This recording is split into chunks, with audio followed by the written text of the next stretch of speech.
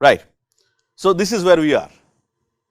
We are actually discussing only one paper so far in the last couple of modules, the 1998 Jeffis-Keme paper of Takeuchi and Tahara. So, we are doing that because we want to introduce the problem slowly, and then later on we will just flash the papers, and you will see how the quality of papers and number of papers change over time, and then it is up to you to read them. So, the crux of the matter is that excitation is taking place to not one, but to two states. And again, when you said that, this is not talking in the air, there was some existing literature about some very well known fluorophore. Okay. And the additional evidence that came here came in the form of fluorescence anisotropy. We all know that we excite by polarized light and then look at parallel and perpendicularly polarized emission light. You can get fluorescence anisotropy, I parallel minus I perpendicular divided by I parallel plus 2I perpendicular. And this fluorescence anisotropy, where is it used most of the time? What does it stand for? Rotational relaxation, right. That is, I mean, if there are, at least in last 30 years, if there are like n number of papers in fluorescence anisotropy, perhaps 0.9 n or more would be about rotational depolarization. But one of the very, if you go back to early times, look at very early papers on fluorescence spectroscopy, you will see fluorescence anisotropy has been put to use to address a more fundamental issue. Rotation is not the only thing that causes depolarization. Why does this question of polarization arise? Why does the question of polarization arise in spectroscopy?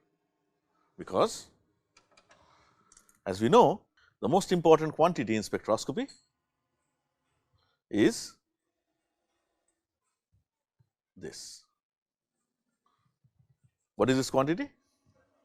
Transition moment integral. I like to call it TMI, different people call it different things, mu and all. What is psi I? Psi I is the wave function of the state from which the transition originates. Initial, I for initial. What is psi f? Final, wave function of the state to which the transition takes place. We are not even saying absorption or emission. And this mu is basically the dipole moment. So, dipole moment is a vector and can be resolved into x, y and z components. So, a transition, as we know, takes place only when this transition moment integral is non-zero. And when we say this transition moment integral is non-zero, what we mean is one of these three integrals, psi f x psi I or psi f y psi I or psi f z psi I. Of course, I should not say psi f x psi I, it is integral psi f star x psi I d tau. One of these has to be non-zero essentially. And many transitions, for many transitions, only this transition is non-zero, while these may be 0 or the other way around. Okay. In emission spectroscopy, the idea is this: you excite by, say, z polarized, vertically polarized light, and well, excitation by vertically polarized light is better than horizontally polarized light if you are going to detect in 90 degrees. So, then the issue is when emission takes place, if emission takes place from the same state, since you have already done photo selection, you have already excited by z polarized light, the emitted light should also have z polarization, vertical polarization, right. The thing gets messed up apparently if you use horizontally polarized light, because if this is the polarization of excitation light, this is the direction of propagation, and when emission takes place from here, the problem is generally you detect at 90 degrees. If you detect in the same direction, there is no problem. If you detect at 90 degrees, then this direction is the polarization, is a direction of polarization of light as well, and that messes up things completely. Both this as well as this are actually perpendicular. But coming back to the question in hand, you expect the emission to be completely Z polarized, vertically polarized, if the emission is from the excited state. So, one thing that can happen is that the molecule can tumble before can rotate before emission takes place, and then starting from this polarization you can get emission in different directions, and that is where fluorescence anisotropy comes in, is of a great help to tell you whether rotational depolarization is taking place or not. However, it takes some time for the molecules to rotate.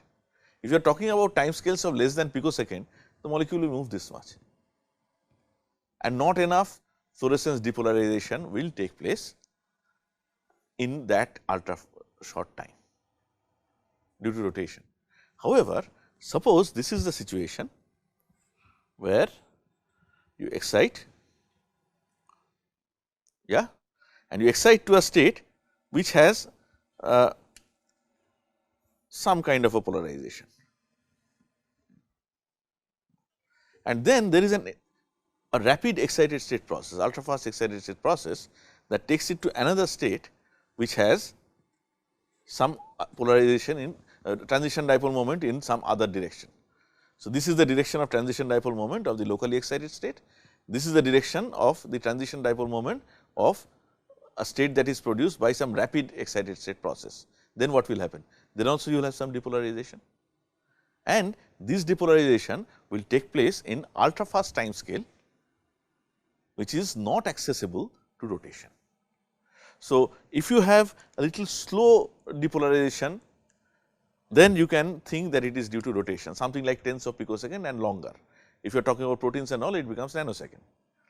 However, if you have depolarization which is ultra fast, 0.1 picosecond, 1 picosecond, 2 picosecond, then it is not enough time for rotation.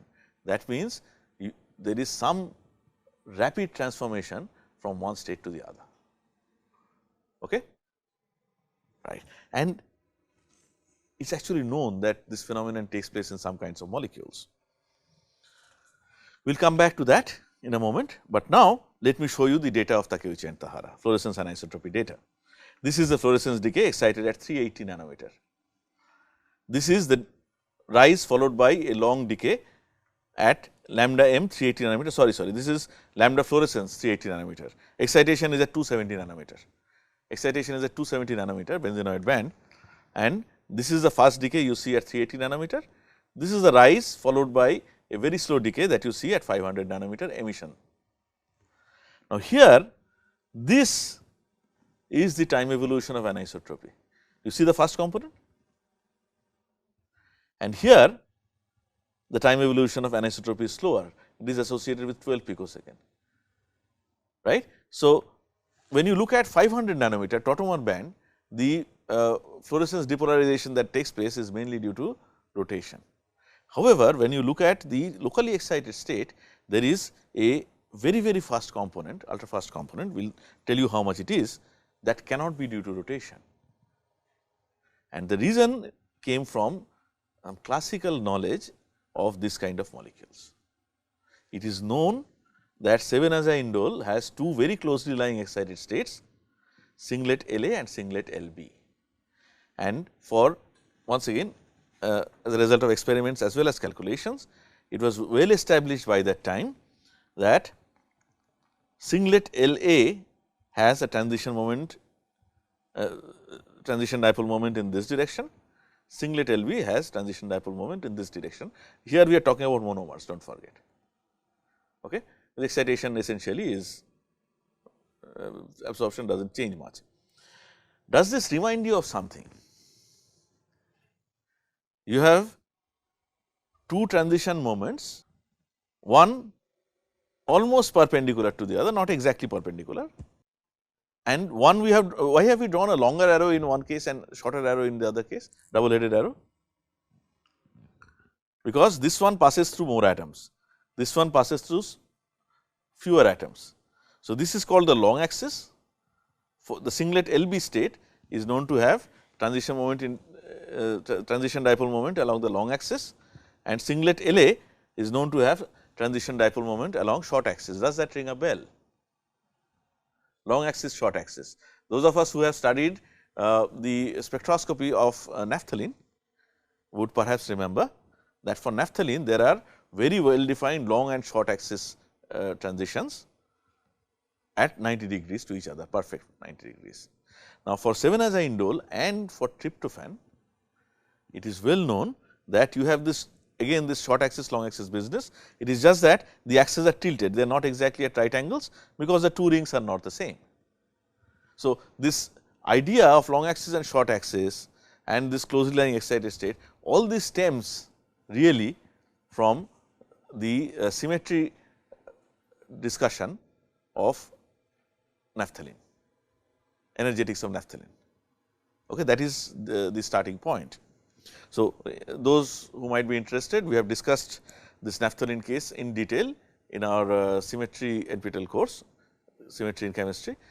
Once again, the lectures are freely available on YouTube. All right. So, this was known. So, what Takeuchi and Tahara said was a simple explanation. Tahara's group specializes in providing simple explanation. In fact, Tahara-san once told me that you should not think matters in a very complicated way.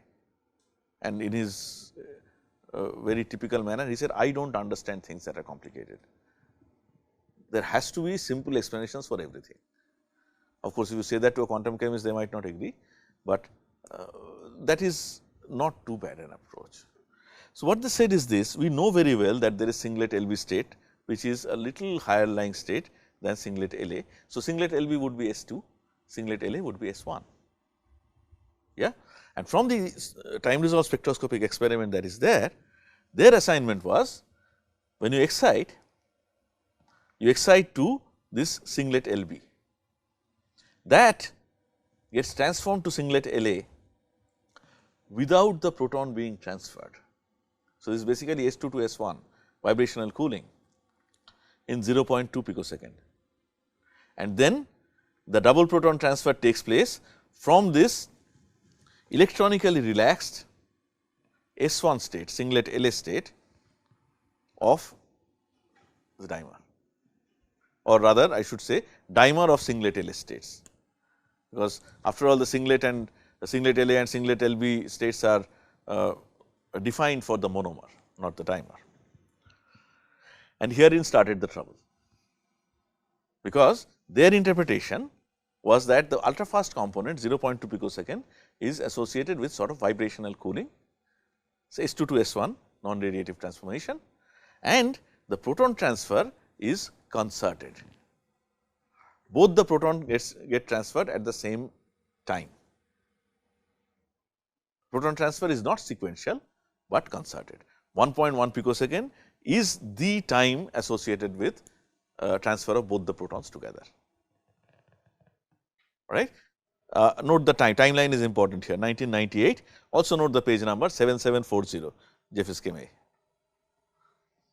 Okay. And the reason why that was the beginning of some trouble was that already about 3 years ago, and that is not the only paper, by the way, there was this 1997 CPL paper, and well, as I said, one reason I am very excited about it is that I read all these papers in real time as they were published, because that is when I was a student. The reason why this sparked off this debate is that 2 years prior to this CPL paper, 1995, there was a paper published by Duhal, Kim and Zuel in Nature, where they had studied the same 7-aza-indole dimer in gas phase using mass spectroscopy. You can see the setup here. It is very similar to the setup we have next to our lab in Professor Naresh Patwari's lab. The only difference is that this is a time resolved mass spectrometer. Okay, same time of flight mass spectrometer, but time resolved with femtosecond resolution. This is where a lot of that Nobel Prize winning work has been done. So, there 1995 is 4 years before Zuel's Nobel Prize, when everybody knew that Nobel Prize was coming to this gentleman. That time this Nature paper came, where they said, based on this mass spectroscopy data, that they also got, by the way, the interesting thing is they got very similar time constant 0.2 picosecond and 1.1 picosecond, almost close to what Tahara's group had got. But based on the mass data, they said that the 0.2 picosecond component is associated with transfer of one proton, 1.1 picosecond is associated with transfer of the second proton. So, pKa1, pKa2 kind of thing, and then you get the tautomere. So, now the question was that Zwell's group said the proton transfer is sequential, two step. Tahara's group said it is concerted and preceded by S2 to S1 cooling. Which one is correct? More or less around the same time, 1998, again Castleman is a very well known name in this field. Castleman's group in Penn State did some experiment once again on mass spectroscopy, and it is very easy to understand what they did, and perhaps it is not very difficult to understand where the problem lies here. So, what they said is this: you take a monomer, the mass is 118 AMU. If a proton gets transferred, then the protonated species has a mass of 119 AMU, the deprotonated species has a mass of 117 AMU. It is as simple as that. When both the proton gets transferred, what is the mass? Again both have 118. So, what their argument was based on the fact that if I look at that 119 AMU fragment, how much of it is there in relation to 118 fragment, they said this is the evidence of single proton transferred species, okay? And this is what they got. Can you read the y axis? Can you read the x axis? Time delay in femtoseconds, very easy to understand. Can you read the y axis? Ratio of masses 119 to 118, and there they see a rise, and that is associated with 660 femtosecond. So, they said yes, it is sequential. First one proton gets transferred, otherwise why are we getting 119 AMU? So, the problem of course with this experiment is that you are differentiating 118 and 119 with femtosecond resolution. So, is the data really that good, right? That skepticism is going to come, but this is what Castleman's group said anyway. But then do not think that these are only gas phase experiments that said that it is sequential.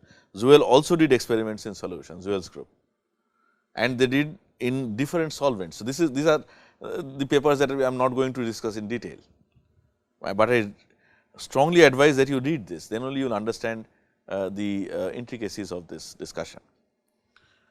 Several studies, mostly by in one case when Duhal was in Zwell's lab, in another case when Duhal went back and their groups collaborated. Every time, yeah, same Duhal.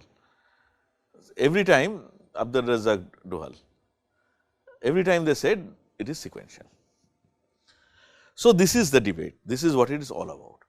Is it concerted, Tahara model? Is it stepwise, Zwell model?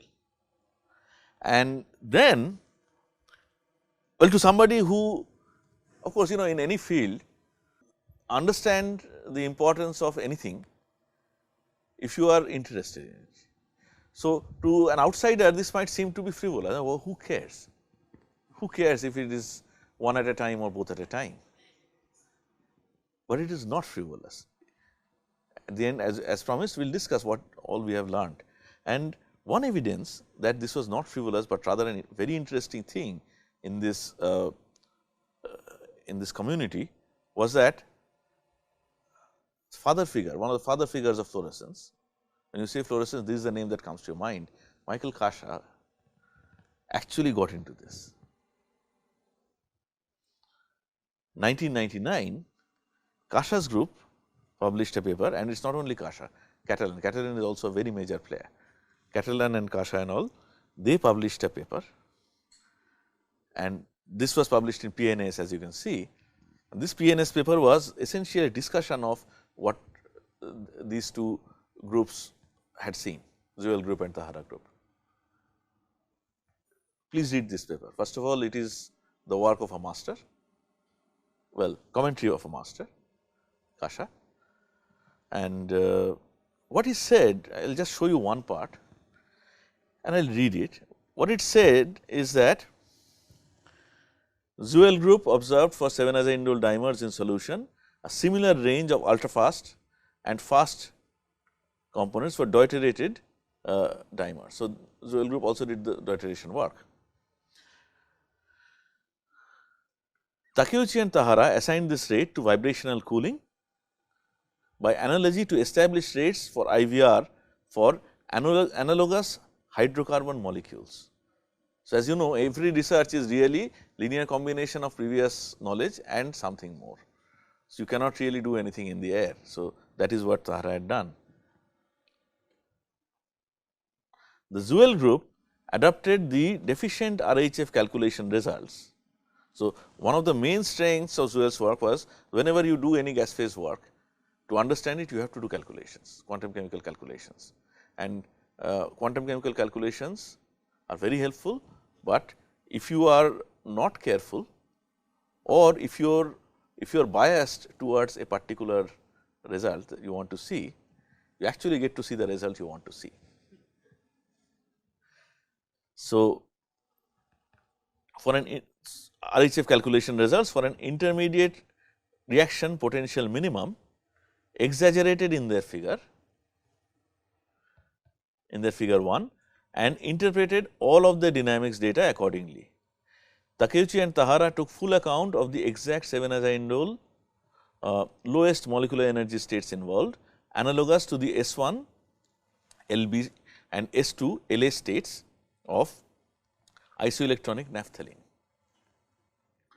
Takeuchi and Tahara omit the lower Ag electronic state, preserving the upper Bu split components of S1U and S1B, because the S0 singlet Ag to S1A doublet Ag transition is electric dipole forbidden and is observed as a biphotonic transition, as we have discussed above.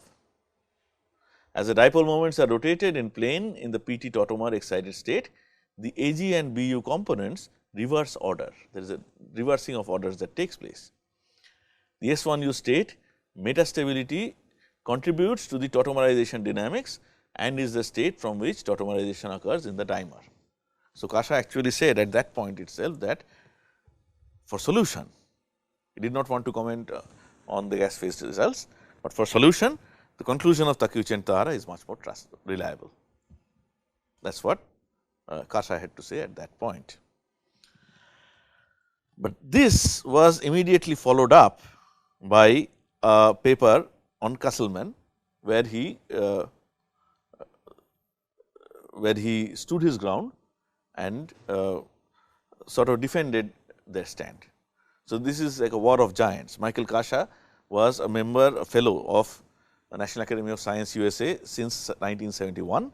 Castleman had just become at that time a fellow of the academy.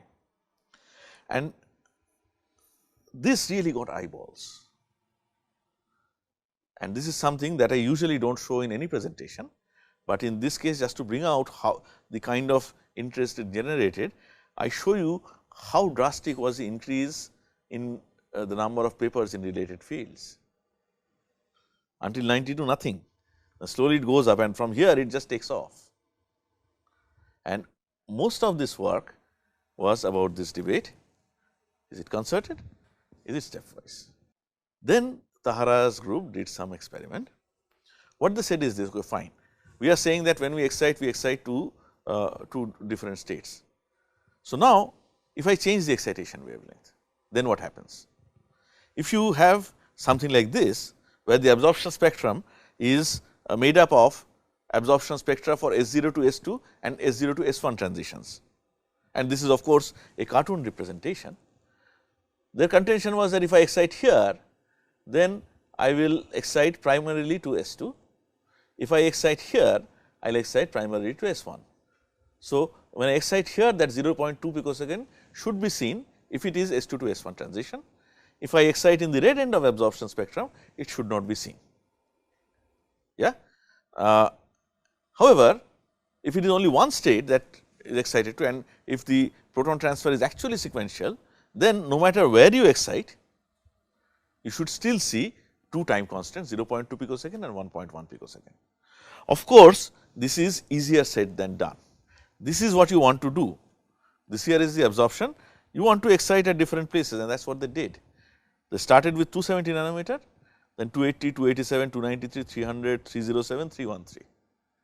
Now, do not forget that the problem here is that, again saying the same thing again and again, you are exciting with an ultra fast pulse, it is not monochromatic.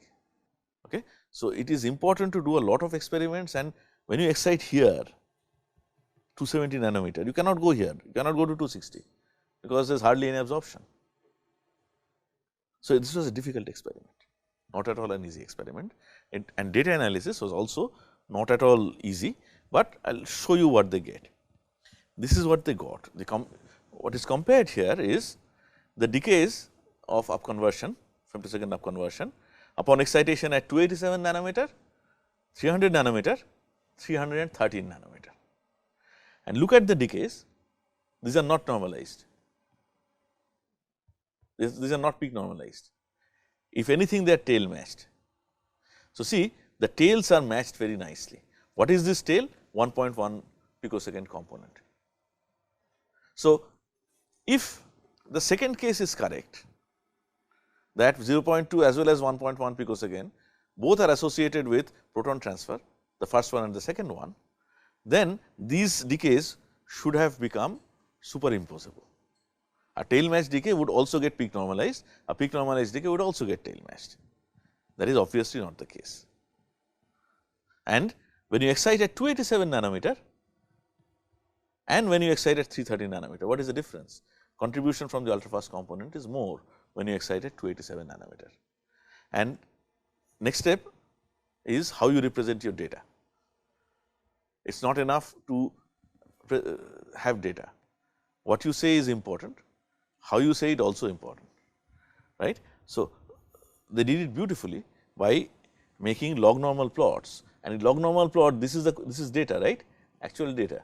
You get this kind of data in upconversion, third harmonic excitation is very difficult, you can understand that.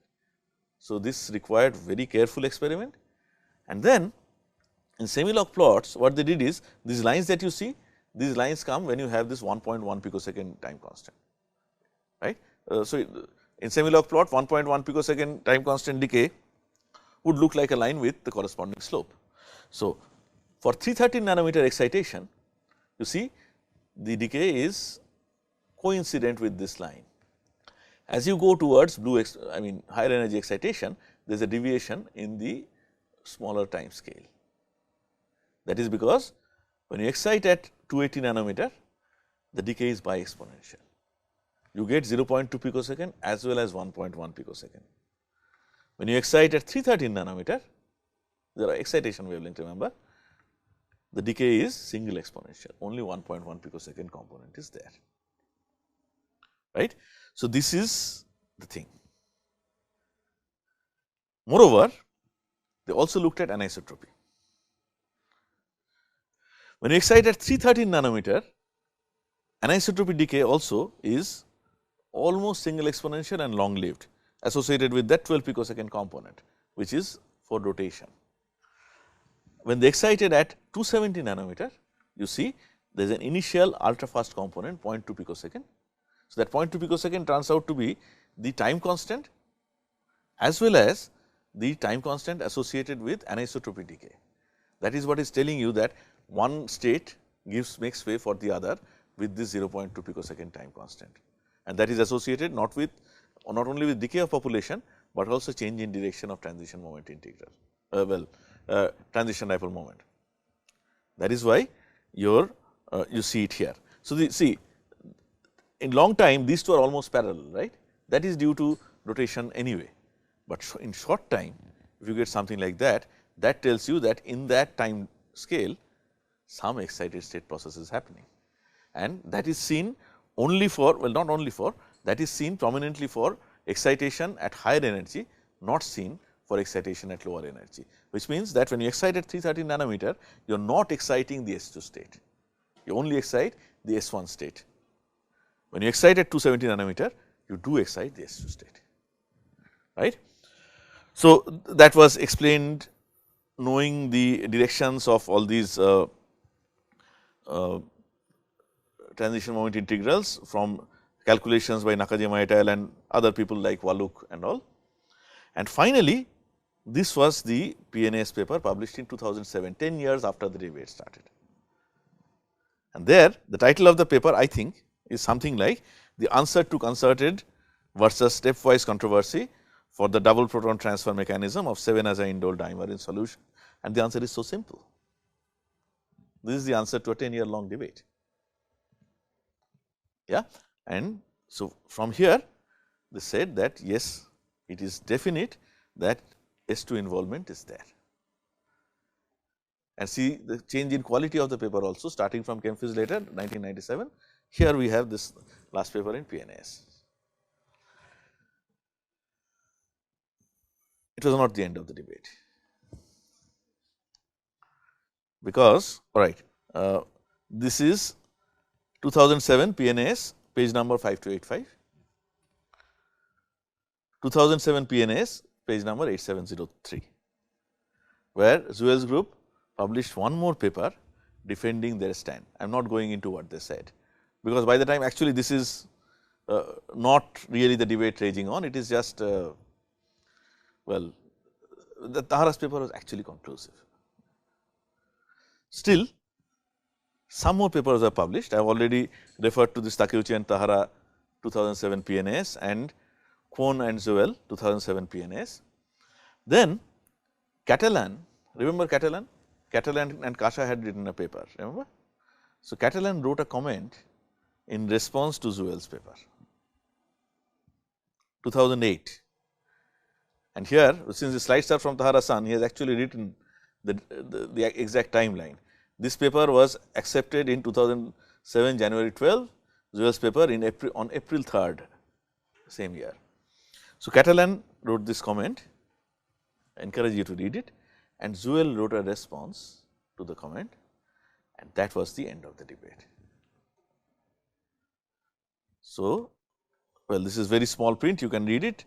Here it is blown up for our benefit. So, what Zuel said here is that, as we pointed out in our recent publication, another group of researchers stated the concerted mechanism by its definition does not require such a strict simultaneity. So, what it had boiled down to, is it really concerted, and are the both going out exactly at time t equal to 0 with attosecond resolution. So, Tahara had said no, I mean, who is saying that? It might be that there is a little bit of difference, but you cannot make out. The fact remains that that initial 0.2 picosecond component is not the first proton transfer. So, they discussed a little bit about symmetry breaking, and then this is where this is a statement of yielding. At the end, it seems not profitable to have in the scientific literature the same claims in different colors, and we hope that this letter will be the epilogue, and it was. So, that brings us to the end of this decade long discussion on what might seem to be an outsider, a debate of no consequence, but actually that is very wrong approach. This is an engrossing debate because it teaches you several things, some scientific and at least one philosophical. The scientific thing that we learn is, we learn how to handle situations like this, where you have closely lying states. What are the experiments you need to do? How do you analyze your data to come up with an explanation that is that differentiates states, the difference of which is really subtle. A less careful experiment would completely miss this. So, this body of literature that has been produced teaches us specifically, those in the ultrafast dynamics field, but also generally in other fields, of how experiments should be done, how data should be analyzed, and how questions should be asked to understand a problem that is not easy to solve. And the philosophical outcome of this is published paper is not gospel truth. Just because somebody has said something in a paper, we cannot say, oh, that is published, so it is right. That is completely wrong. Science progresses as a result of series of mistakes. People do something, they interpret it in such a way, and more often than not it is wrong. Rutherford theory was wrong. Was it completely wrong? It was not completely wrong, because after all there is a nucleus and there is an electron outside the nucleus. But this planetary motion and all, that is wrong. Both theory was wrong, but were it not done, we would not have reached the present state of the art. So, somebody who has won Nobel Prize or is about to win Nobel Prize, it is not necessary that whatever he says is the absolute truth. And even if you are Goliath or less than Goliath in front of that David, if we are convinced about what we are saying, we should have the mettle of taking it forward and following through until the epilogue comes. Right. So, that is why I am really very fond of this debate, and I thought we will discuss it as a part of this course. That brings us to an end of whatever we wanted to say about molecules. Of course, what we have presented on molecules again is the tip of the iceberg. We have not discussed the vast body of literature that exists on, say, things like photoisomerization. There is another story in itself. You can teach half a course on it. So, all that I leave to you to read, but since in any case we are coming to the end of the course in a few more modules, maybe 15 more modules, what we will do is we will move on to metal nanoclusters after this, and then to metal nanoparticles and semiconductor nanoparticles, and then we will discuss 2D electronics, 2D electronic and IR, one of those, spectroscopy, and perhaps we will come back to Tahara's work as well, and we will discuss what is called some frequency generation at the surface. That is again a classical problem that has been reinvented and new sites have been achieved in the last 15 years. Okay? That will bring us to the end of the course.